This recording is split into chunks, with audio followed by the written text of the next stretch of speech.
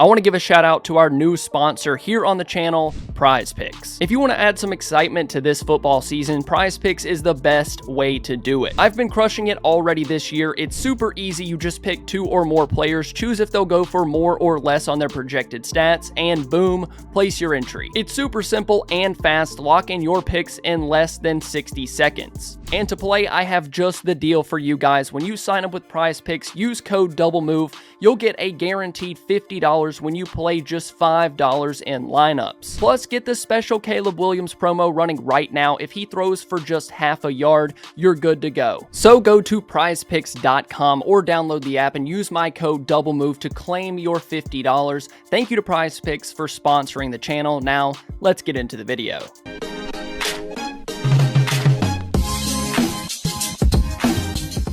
We're nearly halfway to the NFL trade deadline, November 5th, which is after week 9. All trades have to be finalized, and for the Cowboys, I think it's time to start calling and letting some teams know that you're interested in making a move. We've seen the Cowboys make moves before the deadline before. The biggest was in 2019 when they added wide receiver Amari Cooper, and they've also traded for a defensive tackle since then. And I wouldn't be surprised to see them make a move now, after starting 2-2 and having some spots that they need to fill on the roster. So let's start on the defensive line. With the injuries to Micah Parsons and DeMarcus Lawrence, I don't know how the Cowboys are going to manage to generate any pressure with what they have on their defensive line right now. Maybe they could try to ride out the wave until those guys get back and just hope that someone steps up. I mean, you have guys like Marshawn Kneeland. They're going to get thrown into the fire as rookies. Kneeland is probably going to act as your new DeMarcus Lawrence. I don't know how much you want to ask of a second-round pick, but at this point, the Cowboys don't have much of a choice. So an interesting name is Pat Jones II, the Minnesota Vikings edge. An interesting name because of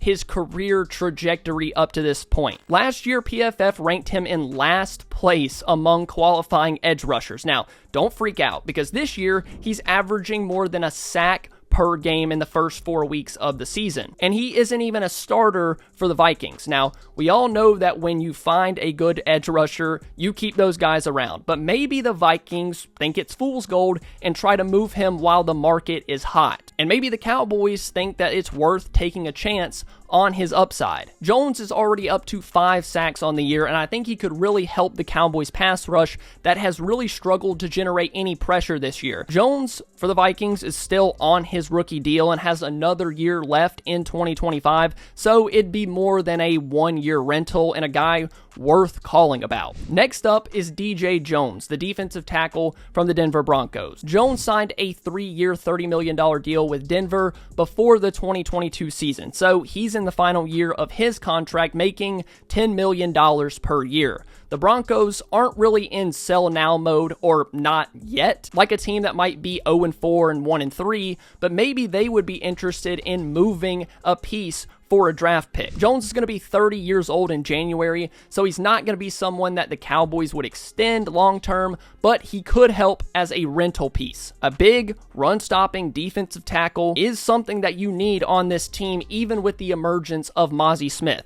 So far, Jones has 4 run stops, 6 tackles, and 1 quarterback hit, along with 3 hurries in 2024. So we looked at an edge player first, we looked at a defensive tackle, now let's go back to the edge with Azeez Ojulari from the Giants. We talked about Ojulari a few days ago on this channel, but he's a name that's still worth monitoring. The Cowboys are reportedly out on Hassan Reddick, so Ojulari might be a guy that they're interested in for a bit cheaper price. He hasn't played particularly well in 2024. I know the Giants have added a few pieces on their defensive line, but I think he's still a guy that you could take a chance on as an edge player in Dallas. I mean, he's proved he can have success in the NFL. He just hasn't been a great player in New York, and he might not cost that much. It is an NFC East rival, so maybe they don't want to do deals with Dallas, but he's someone that could come in and potentially help generate a pass rush and be a veteran presence while Micah and Lawrence aren't on the field. For defense, it's hard to find good players that actually make the team better.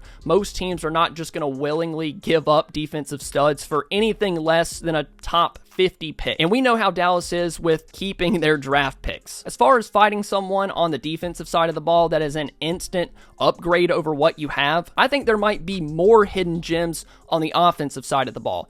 that could cost even less. And if you can't stop a team from scoring, you might as well try to score a lot of points yourself. So let's start with the running backs, because I do think there's room to improve in that unit. One name that has been all over trade block rumors is Miles Sanders from the Panthers. Sanders hasn't had a good year in Carolina, and he really hasn't had a good year since he got that big contract. The Panthers really just rely on Chuba Hubbard to carry that backfield, so Sanders is pretty expendable and could be on the market. Carolina could just be looking to get rid of him, pay a good bit of his 2024 salary, and give him up for a relatively cheap draft pick. Then we have D'Ernest Johnson from the Jags. The Jags are 0-4, and they could be in sell mode now. They could be looking to trade, pick up some draft capital, and potentially try to retool for 2025 behind Trevor Lawrence. Some people would probably be more excited about a Travis Etienne trade, but D'Ernest Johnson, their backup,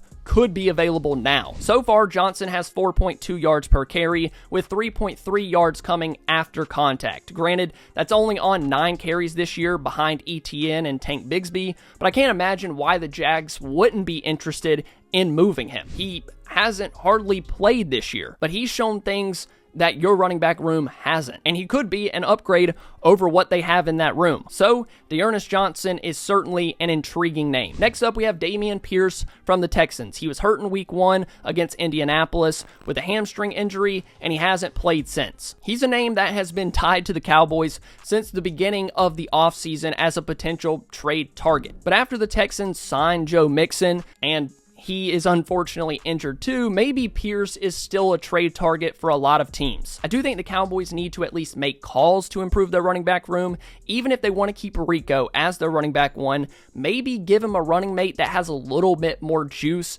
and big play potential than Ezekiel Elliott and Deuce Vaughn. So comment down below, who would you want the Cowboys to pick up in a trade? Comment Pierce, Johnson, or Sanders down below in the comments and let me know. Now let's move on to the wide receivers, because I think that room needs help as well. Since the beginning of the season, it's been defensive tackle, running back, and wide receivers. And the wide receiver trade market is probably the most interesting of all the positions that we're going to talk about. The first and most interesting name amongst every guy on this list is Davante Adams. It's also the longest shot at the Cowboys making a trade. Now, maybe the Raiders aren't that interested in moving Adams because they are 2-2, but if they do start to lose more games during this stretch, I don't see why they wouldn't be at least interested in moving it, at least testing the trade markets. He's 31 years old.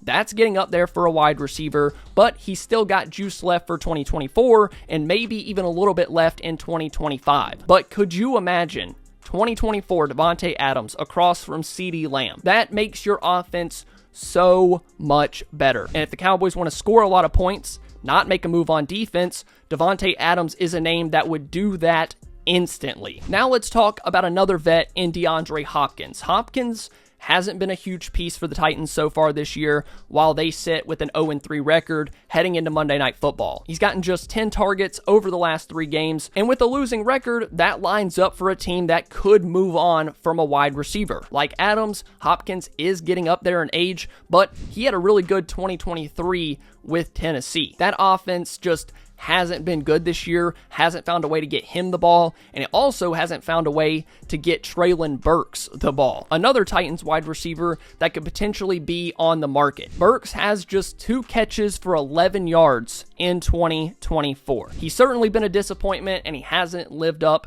to the first-round pick hype, but does he really improve your wide receiver room now? It might just be adding another body that doesn't really help the offense, a guy that's very similar to guys that you already have on the roster. I guess it matters with what the Titans think he's worth on the trade market, but I don't think Treylon Burks is a name that you get super excited about and adds a completely different dynamic to your offense. Now, I do think this has Will McClay written all over it. I think the Cowboys had Treylon Burks really high in their pre-draft process. I think he was a highly graded player for them, and he's somebody that hasn't lived up to expectations, and now he could potentially be on the trade market because he hasn't played well. That has Cowboys written all over it. I expect that Burks would be relatively cheap. Might cost you a 6th or 7th round pick. You might even get him for a 6th round swap for the Titans to move up maybe 10 spots in the 6th round, and you get Burks in return. There's just something about that name that just tells me Will McClay would certainly be interested. Another name that could be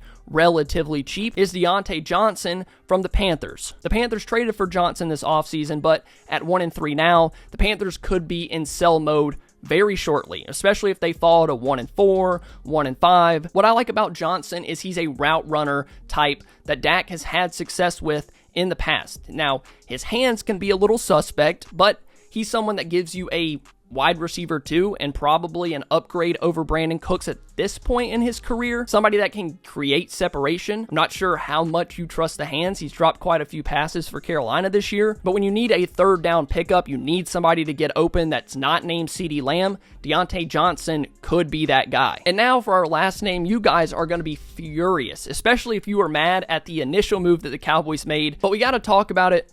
Amari Cooper from the Cleveland Browns. Cooper is obviously familiar with Dak, CD, and Mike McCarthy. He's someone that can come in and maybe give you help right away. The Browns are not a good team, and they have a huge quarterback salary on their books right now. Maybe they would want to offload a big wide receiver contract, and that is where the Cowboys could make a move. Amari saved the Cowboys in 2019. I wonder if he could save them in 2024. Now, he's not quite the player he was 5 years ago, but he's still a savvy and technical route runner that can get open when you need him to in big spots. I just wonder with the Amari trade, how much does Jerry's ego get in the way of bringing him back? Because that's really the reason that Amari wasn't on the team after the COVID season. Plus, Cooper really wasn't practicing a whole lot because of foot injuries, ankle injuries. He can still get open probably better than anyone else you have on the team, especially anyone else not named CeeDee Lamb. The familiarity with McCarthy, with Dak, the timing, all of that feels like it would be ready a lot sooner than just bringing in another guy that I've talked about on this list. So that's all of the Cowboys trade targets. So amongst the edge players, the defensive tackle, the wide receivers, the running backs, let me know which one you want the most down below in the comments. Leave your comment. I'll make sure to respond to as many as I possibly can. Thank you guys so much for watching. If you enjoyed, please be sure to leave a like and subscribe to the channel. And thank you to PrizePicks for sponsoring today's video. I love you all, and I'll see you next time. Bye.